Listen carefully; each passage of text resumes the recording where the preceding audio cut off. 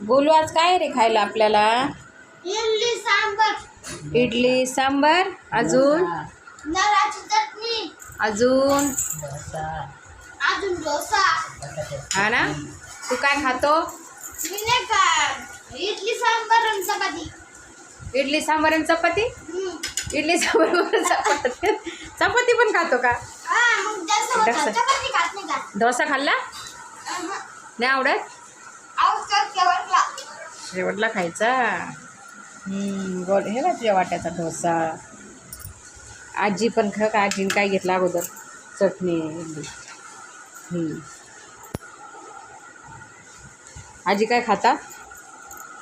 चपाती, नारळाची चटणी, पिठलं, मग इडली सांबर नंतर खायचं.